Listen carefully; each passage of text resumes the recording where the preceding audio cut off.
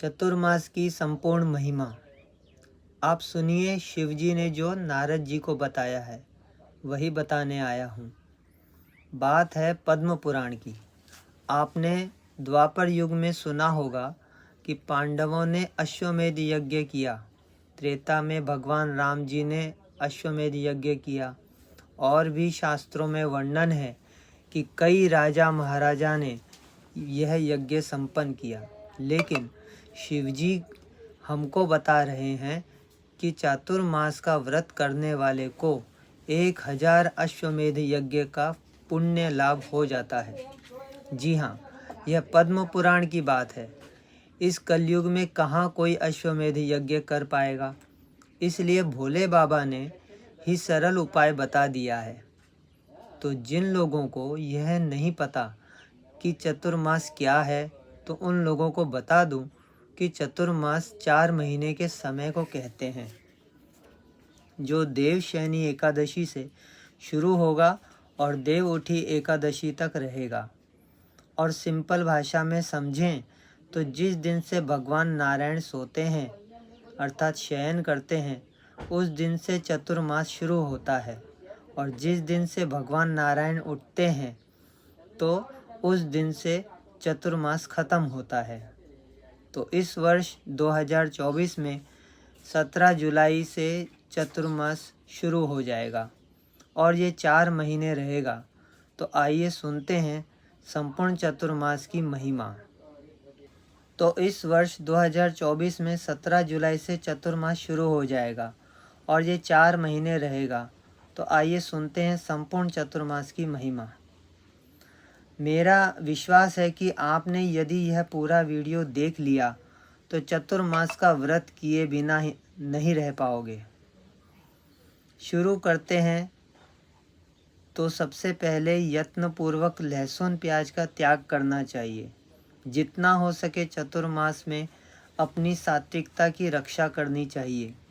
4 महीने तिथि त्यौहार खूब सारे आते हैं, तो ये त्यौहार केवल एन्जॉयमेंट के लिए नहीं है, छुट्टियों के लिए नहीं है। ये ऋषियों के द्वारा हमारी उन्नति के लिए बनाए गए हैं।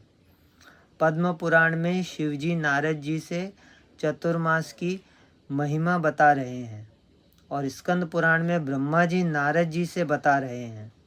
शिवजी कहते हैं कि आषाढ़ शुक्ल पक्ष में एकादशी को उपवास करके भक्ति पूर्वक चातुर्मास व्रत के नियम ग्रहण करना चाहिए। श्री हरि के योग निद्रा में प्रवेश हो जाने पर मनुष्य 4 मास अर्थात कार्तिक पूर्णिमा तक भूमि शयन करे। इस बीच में ना तो घर या मंदिर आदि की प्रतिष्ठा होती है और ना ही यज्ञ आदि संपन्न होते हैं। विवाह, यज्ञोपवीत, अन्य मांगलिक कर्म, राजाओं की यात्रा तथा नाना प्रकार की दूसरी क्रियाएं भी इस चातुर्मास में मना है। मनुष्य 1000 अश्वमेध यज्ञ करने से जिस फल को पाता है वही चतुर्मास व्रत के अनुष्ठान से प्राप्त कर लेता है। जो मनुष्य तिल मिश्रित एवं आंवला मिश्रित जल से अथवा बेलपत्र के जल से चातुर्मास में स्नान करता है, उसमें दोष का लेश मात्र भी नहीं रह जाता।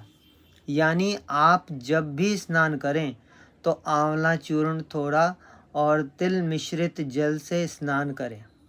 तिल कोई भी चलेगा, सफ़ेद तिल, काला तिल अथवा तो बेलपत्र डाल दें, उस जल से स्नान करें। बेलपत्र बाथरूम में ना बहे, पैर ना लगे, इस बात का ध्यान रखते हुए स्नान करें। भगवान विष्णु का स्मरण करने पर सहस्त्र पाप भस्म हो जाते हैं, इसलिए उनका चरणोदक मस्तक पर धारण किया जाए तो वह कल्याणकारी होता है। भगवान विष्णु जी का चरणोदक क्या है? गंगा जी। तो गंगा जी को मस्तक पर धारण कैसे करें? हर रोज़ हम जब तिलक करें तो गंगा जल में चंदन मिलाकर तिलक करें। अगर चंदन नहीं है तो केवल गंगा जल से ही तिलक करें। भगवान शिवजी कहते हैं इससे सहस्त्र पाप नष्ट हो जाते हैं। 2 घड़ी भी भगवान विष्णु का ध्यान एवं चिंतन से 100 जन्मों के पाप भस्म हो जाते हैं। तो चौमासे में यानी चतुर्मास में आप ध्यान की साधना विशेष रूप से करें। यदि मनुष्य चतुर्मास में भक्ति पूर्वक योग के अभ्यास में तत्पर ना हुआ तो निस्संदेह उसके हाथ से अमृत गिर गया। देखिए, यहाँ पर योग का मतलब योगासन मत समझ लेना। योग मतलब मिलाप। हमारी भक्ति सेवा साधना ऐसी हो कि भगवान से योग हो जाए। भक्ति में योग मिले तो भक्ति योग बन जाएगा, ज्ञान में योग मिले तो ज्ञान योग बन जाएगा, कर्म में योग मिले तो कर्म योग बन जाएगा। भगवान श्री कृष्ण ने गीता में हमें समझाया है। तो कहने का अभिप्राय है कि भगवान से योग किया जाए। ज्ञान, भक्ति या सेवा के माध्यम से यदि भगवान विष्णु के साथ समागम के लिए वैकुंठ में जाने की इच्छा हो तो सब पाप के नाश के लिए चतुर्मास में अन्न दान करना चाहिए। अन्न दान करने से सब प्राणी प्रसन्न होते हैं। देवता भी अन्नदाता की आशा रखते हैं। गुरु और ब्राह्मण को भोजन कराना, घृत दान करना तथा सत्कर्म में संलग्न रहना, ये सब बातें चतुर्मास काल में करनी चाहिए। सत्कथा, सत्पुरुषों की सेवा, संतों का दर्शन, भगवान विष्णु का पूजन और दान में अनुराग, ये सब बातें चतुर्मास में दुर्लभ बताई गई हैं। जो मनुष्य चातुर्मास में पितरों के लिए अन्नदान करता है वह सब पाप से शुद्ध चित्त होकर पितरों के लोक में जाता है। उसके अन्नदान से तृप्त हुए देवता लोग उसे मनोवांछित वस्तु प्रदान करते हैं। अन्नदान सबसे उत्तम है। उनका ना तो रात में निषेध है ना दिन में। चातुर्मास में यह विशेष रूप से पापों का नाश करने वाला है। शत्रुओं को भी अन्न देना मना नहीं है। साग देने वाला मनुष्य कभी नरकों में नहीं जाता है, ना ही यमलोक का दर्शन करता है। चातुर्मास में वस्त्र देने वाला प्रलय काल तक चंद्रलोक में निवास करता है। जो चातुर्मास में चंदन और धूप का दान करता है वह पुत्र पौत्रों सहित विष्णु रूपा होता है, अर्थात विष्णु के रूप वाला हो जाता है। भगवान विष्णु के शयन काल में जो मनुष्य वेद वेत्ता ब्राह्मणों को फल दान करता है वह यमलोक को नहीं देखता है। जो चौमासे में भगवान विष्णु की प्रीति के लिए विद्यादान, गौदान और भूमि दान करता है वह अपने पूर्वजों का उद्धार कर देता है। जिस देवता के उद्देश्य से चतुर्मास में गुड़, नमक, तेल, शहद, तिक्त पदार्थ, तिल और अन्न देता है वह उसके लोक में जाता है। चातुर्मास में इष्ट वस्तु के त्याग का क्या लाभ होता है, यानी जो वस्तु हमको प्रिय हो उसके त्याग से क्या लाभ होता है, यह भी सुनिए। तो जो चतुर्मास में भगवान नारायण की प्रीति के लिए अपने प्रिय भोगों का पूर्ण परित्याग करता है उसकी त्यागी हुई वह वस्तु उसे अक्षय रूप में प्राप्त होती है। जो मनुष्य श्रद्धापूर्वक प्रिय वस्तु का त्याग करता है वह अनंत फल का भागी होता है। धातु पात्रों का त्याग करके पलाश के पत्तों में भोजन करने वाला मनुष्य ब्रह्म भाव को प्राप्त हो जाता है। गृहस्थी लोग तांबे के पात्र में कदापि भोजन ना करें। चातुर्मास में तो तांबे के पात्र में भोजन विशेष रूप से त्याज्य है। पलाश के पत्ते में भोजन करने वाला मनुष्य अनुपम फल को पाता है। रेशमी वस्त्र के त्याग से अक्षय सुख मिलता है। उड़द और चना छोड़ देने से पुनर्जन्म की प्राप्ति नहीं होती। चातुर्मास में विशेषतः काले रंग का वस्त्र त्याग देना चाहिए। नीले वस्त्र को देख लेने से जो दोष लगता है उसकी शुद्धि भगवान सूर्य नारायण के दर्शन से होती है, यानी नीला वस्त्र त्याग देना चाहिए। उसके दर्शन से भी अशुद्धता बताई गई है। कुसुम रंग के परित्याग करने से मनुष्य यमराज को नहीं देखता। केसर के त्याग से वह राजा का प्रिय हो जाता है। फलों को छोड़ने से मनुष्य ज्ञानी होता है। शैया का परित्याग करने से महान सुख की प्राप्ति होती है। असत्य भाषण के त्याग करने से मोक्ष का दरवाजा खुल जाता है। चतुर्मास में परनिंदा का विशेष रूप से परित्याग करें। परनिंदा भय है, परनिंदा महान दुख है और परनिंदा से बढ़कर दूसरा कोई पातक नहीं है। परनिंदा को सुनने वाला भी पापी होता है। तो चातुर्मास में आप किसी की निंदा सुने नहीं और किसी की निंदा करें नहीं।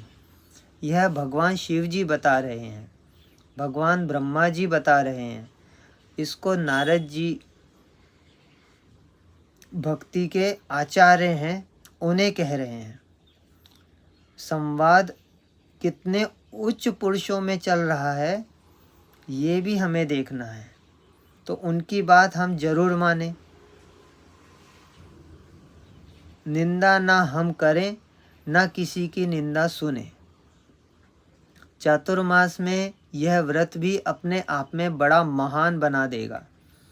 जो भगवान के शयन करने पर विशेषतः नख और रोम धारण किए रहता है, उसे प्रतिदिन गंगा स्नान का फल मिलता है। व्रतों में सबसे उत्तम व्रत है ब्रह्मचर्य का पालन। ब्रह्मचर्य तपस्या का सार है और ब्रह्मचर्य महान फल देने वाला है। त्याग के विषय में बताते हुए शिवजी कहते हैं नारद जी से कि चातुर्मास में गुड़ का त्याग करने से मनुष्य को मधुरता की प्राप्ति होती है।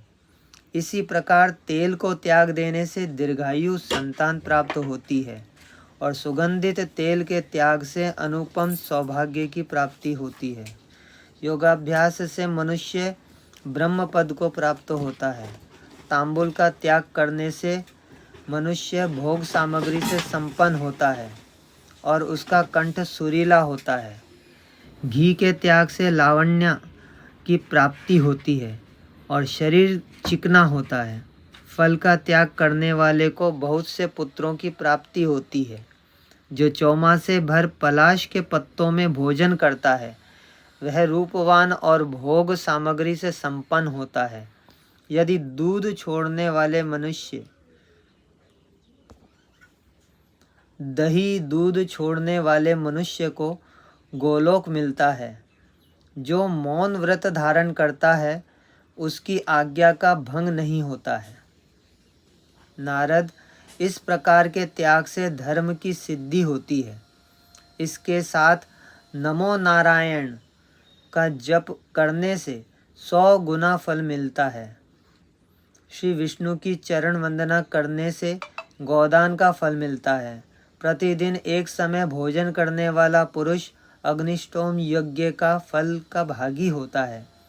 जो श्री विष्णु की 108 परिक्रमा करता है वह दिव्य विमान पर बैठकर यात्रा करता है। तुलसी दल से भगवान की पूजा करके मानव वैकुंठ धाम में जाता है। गर्म जल का त्याग कर देने से पुष्कर तीर्थ में स्नान करने का फल सहज में प्राप्त हो जाता है। जो पत्तों में भोजन करता है उसे कुरुक्षेत्र तीर्थ का फल मिलता है। जो प्रतिदिन पत्थर की शिला पर भोजन करता है उसे प्रयाग तीर्थ का पुण्य प्राप्त होता है।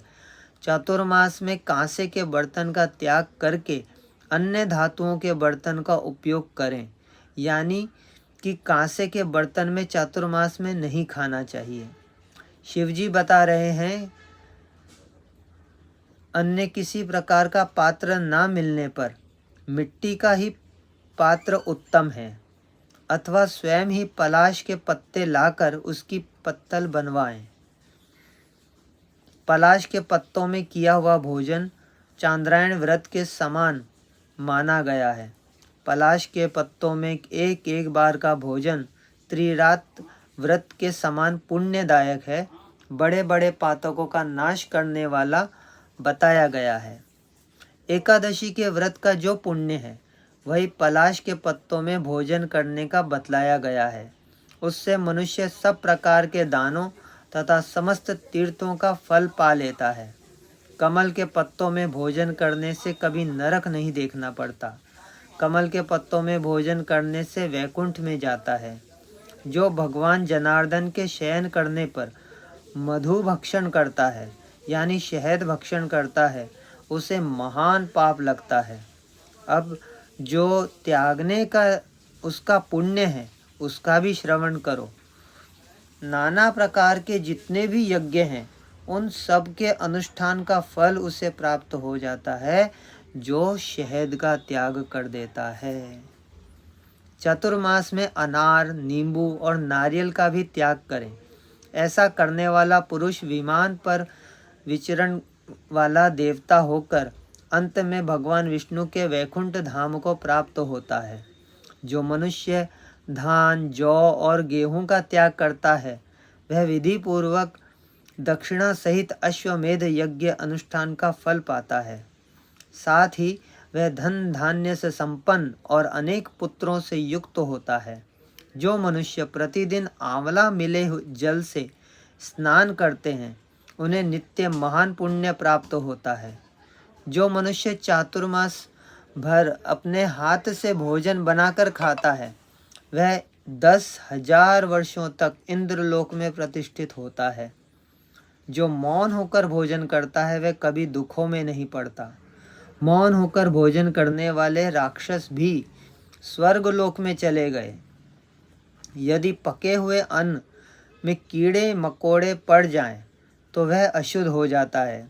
यदि मानो उस अपवित्र अन्न को खा ले तो वह दोष का भागी होता है।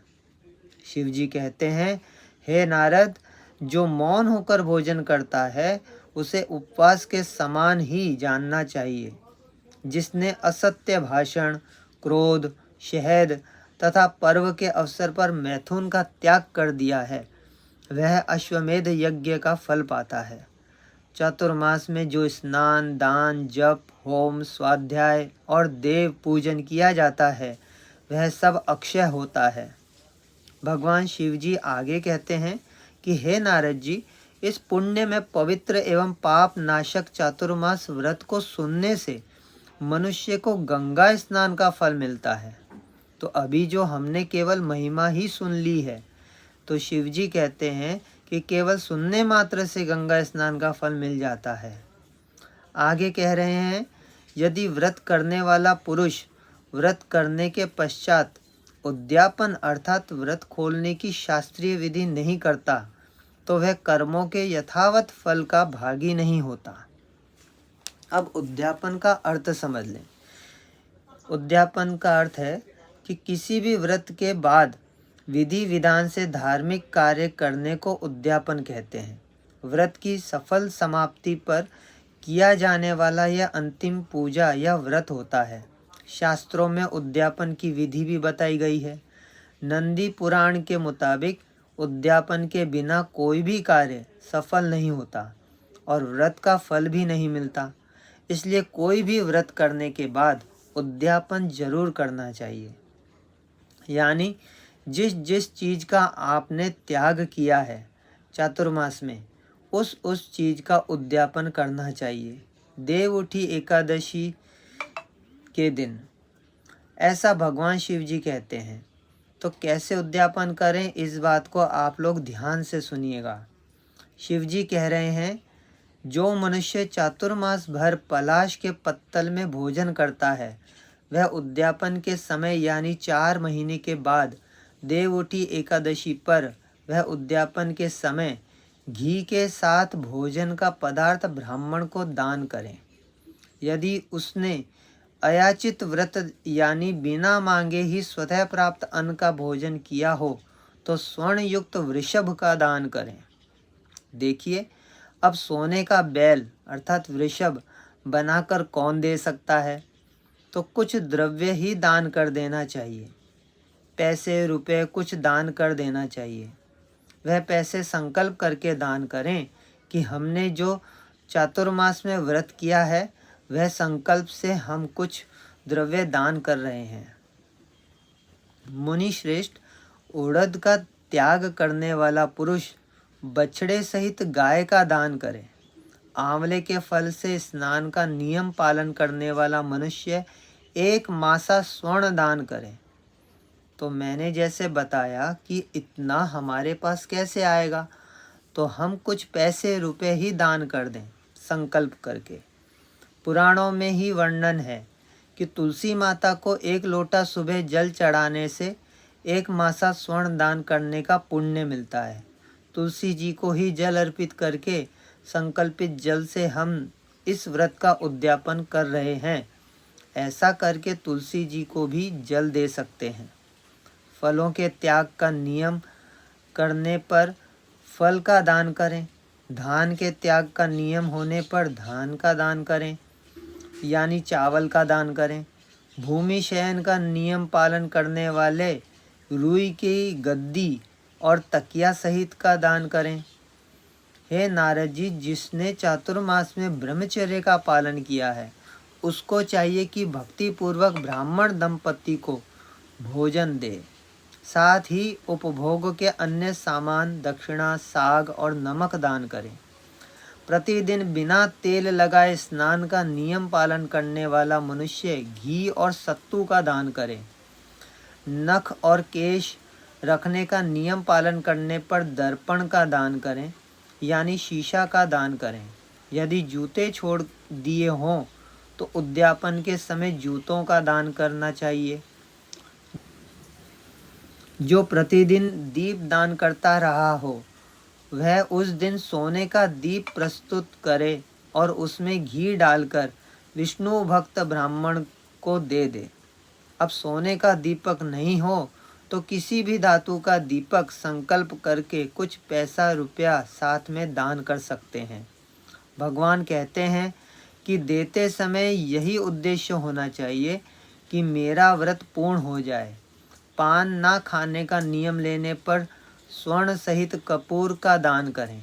मुनि श्रेष्ठ, इस प्रकार नियम के द्वारा समय समय पर जो भी कुछ परित्याग किया हो तो परलोक में सुख प्राप्ति की इच्छा से विशेष रूप से दान करें।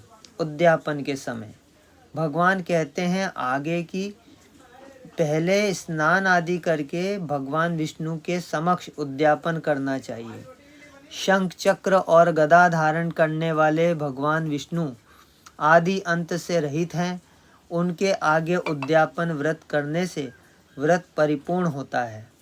यानी आपके पास कुछ भी दान करने का सामर्थ्य ना हो तो भगवान के सामने बैठकर हाथ में जल लेकर संकल्प करें कि भगवान, मैंने जो व्रत किया है उसके उद्यापन के निमित्त मैं आपको यह जल अर्पित कर रहा हूँ, तो इससे भी उद्यापन पूर्ण माना जाता है। हरि ओम।